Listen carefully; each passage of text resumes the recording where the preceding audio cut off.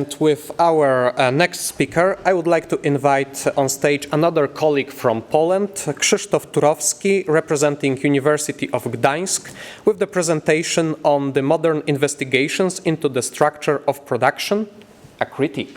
Very happy to be here, and I'm really happy that Karol has presentation before mine because he explained a lot of concepts which will be needed to explain what exactly is going on in the modern investigations into the structure of production. So, as you are probably mostly familiar with the structure of production, and probably the single most important figure in Austrian economics is the famous Hayek triangle. This is the figure which depicts, as Karol has shown, the important aspects of the structures of production, which are underlined by the Austrian economists. Unfortunately, it is not shared by many other economists, and these are pretty universal characteristics if we think of the economy as a whole. The heterogeneity of the goods, so we have different stages of production, and the time dimension. Of course, it doesn't capture all the complexity of real economy, so in my talk, I would like to concentrate on it as rather a model, a shorthand, a short description of the economy as it is, rather a thought experiment on which we can play and we can see what we can infer about the economy itself and what are the limits of the reasoning. So, the Hayek triangles are probably, for most of you, the best known from the Garrison diagrammatical presentation, on which he put together a few things such as the production frontiers curve, and also the Hayek triangles and the demand and supply for loanable funds. This depiction is very useful for didactic purposes. It explains to layman what is Austrian economics about. It also is very useful when we try to compare the Austrian approach to the approach of, for example, of Keynesians and monetarists. And Time and Money of Garrison is a perfect example of this.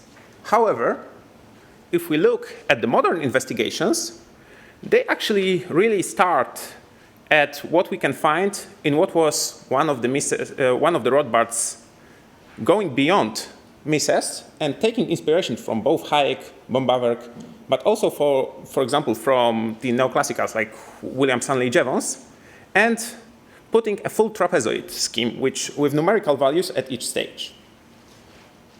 Rothbard used this actually to present his own theory of growth, of economic growth and economic development. As you might probably recall, the basic growth scenario for Rothbard is that some people refrain from the consumption because of lowering their time preference schedules. Then they move the resource to the investment, which causes structure to be lengthened. And this lengthening may manifest, for example, in increasing the number of stages, which depicts the growing complexity of the economy. And in the consequence, the social rate of time preference or the interest rate falls. So as we observe, the Hayek triangle goes longer, but its height is diminished. Overall, the structure of production, despite being the nominal value of consumption falling, gives us more goods, and we experience economic growth. This was challenged in the early 2000s by a few modern Austrian scholars, by Fillier, by Hulsmann, and recently also by Machai, who claimed, on the other hand, that actually they can construct a structure of production in which we take we diminish income, we perform additional investments, but this leads us to the shorter structure of production in the number of stages. Then was the whole discussion that, for example, Murphy and Newman defended the Rothbardian approach, and there was a whole discussion whether there is a uniform relation between the time of preference schedule of agents, the length of the structure of production is measured by the number of stages, and the interest rate. And there were certain models which were proposed. However, I would like my point would be completely minor in this case. I would just like to point out that in this whole discussion, one thing was assumed, which was debatable, and it led the whole discussion a bit astray. The point is that we have so-called time invariance assumption. If we look into Rothbard, we find a quote, and he said that we must remember that we've been making the implicit assumption that the demand for money and the supply of money remains unchanged. Similarly, if we open modern articles, Filia, for example, points to George Reisman's Capitalism, other big treatise on economics, in which he explicitly says that one of the indispensable tools of the economists is assumption of a fixed, constant aggregate expenditure of gold for products. However, this can be understood twofold. Either as a total money supply, which is fixed, that is the capital M, or the flow. And I try to take the simplest example which we can find in chapter 5 of Rothbard, Man, Economy and State, and try to go step by step. And I encountered several problems. First, it was the issue, what exactly is the model? So, some people claimed that it is ERE. Clearly, it isn't ERE, since we experience a change, and ERE, by definition, gains a perfect foresight, and no changes at all for the whole time in the future. So the structure of production remains as fixed as ever. Rothbard explicitly invokes the structure of production, which he calls a stationary economy, in which we may experience a single change, in which there is uncertainty which is gradually arbitraged out, and where we have money. However, if we even look either the ERE or the stationary economy, it is in the basic framework depicted as follows. We have respective units of time, let's say 1 month. And each production process, each stage takes 1 month. Then we set up contracts at the first day of each month.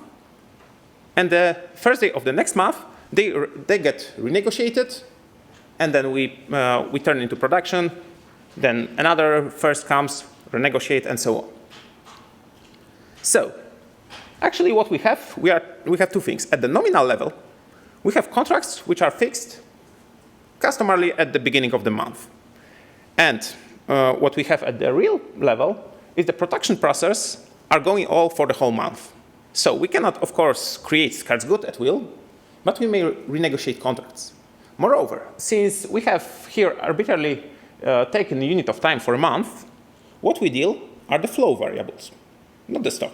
So if we are talking about the time invariance, it means the constancy of MV at each level. And that was the main source of my problem. So, for example, if we take any single agent, let's say that in period 1, he decides to buy, capitalist earns some net interest, and he spends it all for consumption goods. However, in the next period, he may refrain from buying these consumption goods and use them for buying some previously idle and submarginal original factors. This might be as well the case. So, for example, he hires a new laborer. Then, this laborer also receives at the first of the month his payment in advance, and then he may spend it exactly within the same moment or just after on the consumption goods which were not bought by the capitalist. Right? This is fairly obvious. The problem is in this scenario that we have. Suppose that we have this depicted structure as we encounter in Rothbard and many others. We have some transactions for original factors, some transactions of capital goods, and some net interest which is earned. Here we have the stages from mining to distribution and retail, and of course the net interest in all the stages is equal. Here it is depicted as such, but we may also depict it the other way. We may put it in the table. And when I started to write it in the table, I found the peculiar thing that we may split all the transactions going on between parties into several parts. These are as much as I see, up to even 10. So there are more transactions than stages, because all capitalists from their net interest buy exclusively consumption goods. And we may write that the total consumption is 80, the total investment is 180. Therefore, the total money flow is 260 with a rate of interest 11.1, 11.11 if you wish. However, suppose that we have this scenario that I depicted. So suppose that capitalist 3 decides, okay, I earned net interest 6. I decided to, so I change my time preference. I decide to invest more now and reap more income in the future. So he decided to hire additional, for example, additional labor. So in fact, he hires original factors from the original factor owner. This means that original factor owner's rent increase. The net earnings of this capitalist decrease. However, the consumption goods stream might stay as well. Only if the original factor's owner decides to buy exactly the same goods. It may become somewhat smaller because, for example, the original factor's owner have the consumption goods somewhere very low in his preference scale, but the scenario is still possible. However, this change definitely this does not change the consumption stream. This does change the investment stream, and therefore it has to change the total money flow in the economy. Moreover, it does not change the rate of interest at each stage, only the stage 3. And of course, from the stage 3, since capitalist 3 has to pay it from his net interest, the rate of interest has decreased. The effects we would have seen, they would only occur at the next stage. But at the next stage, there are two effects that would appear. First is the arbitrage. We have seen that here in the previous slide, we were clearly in disequilibrium. So the people who are the entrepreneurs would flow out of this sector from capitalist 3, possibly the other capitalist which would working in that sector would flow to the other sectors of the economy. And that would cause rate of interest to equalize below the 11%. However, we should look also at the second part. The investment was done on purpose. It was supposed to increase the physical product. It was supposed to increase the value product in the subsequent periods. Therefore, it would cause the physical product and the changes. So we would have the more supply of the capital good free, and we would also have the price changes. Eventually, the increased capital goods supply would result in increased consumption goods supply. Therefore, there is a second effect which goes pace. Unfortunately, this effect is often overlooked, and it is often taken to be identified with the lengthening of the structure of production. And if we look at from this point at the structure of production, the arbitrage may go other way. It can make the structure shorter. It can make the structure longer. Of course, the increased physical productivity would change the interest rate. It would raise the spreads. However, regardless of the effect would be on the number of stages, the most important thing which is that the total production grows. So eventually we will obtain more consumption goods. Unfortunately, all the discussion was about, and all the Filial and Husman objections were concerning only this limited part on which they were concerned about the nominal values. They were not looking into the real mechanisms below it, and therefore they actually missed the point of this whole discussion. Of course, there were in the past certain trials to capture this capital intensivity structure, but putting it, framing it in a way that Rothbard and Reisman did in concept of constant MV is definitely a way to take the real process to be hidden and to be replaced for the mathematical artifact, which is only the effect of that we need to keep MV stream fixed. However, this is not the case.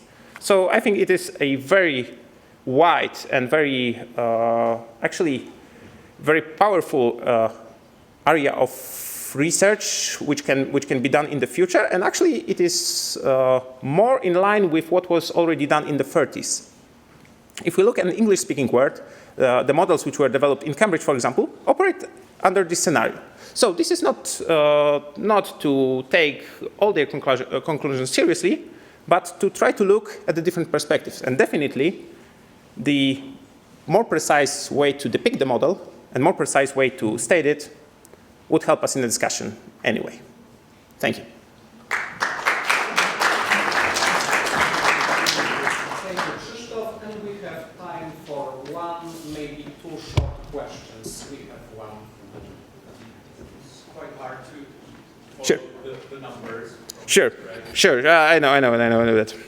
One simple question. You were talking about the increase in total production. Yeah. I wonder where the economy gets the resources to increase production. So, okay. So as we know that in equilibrium, it doesn't mean that all the factors of productions are employed. If some line of production is submarginal, we know that it will be idle, and it will be idle for a good reason. It's still waiting for I don't know, for new technology. It's waiting for more capital accumulation, which cannot make it feasible. It's waiting for the rate of time preference to decrease. So when people are eager to get something soon, they do not engage in very long production processes. So in principle, there may be some idle factors of productions, which result, of course, from the valuations of people. And we may take them. Moreover, it is not the way that we do not. We experience that, for example, we work 8 hours, not 10. We might, if we have enough incentive, or we might. So in this concept, I think that there is some margin. Yeah. Thank you. As much as I'd like to see the discussion going on, we have to cut it here. You can continue after. Yeah, sure. Thank you very much, Thank you. Krzysztof.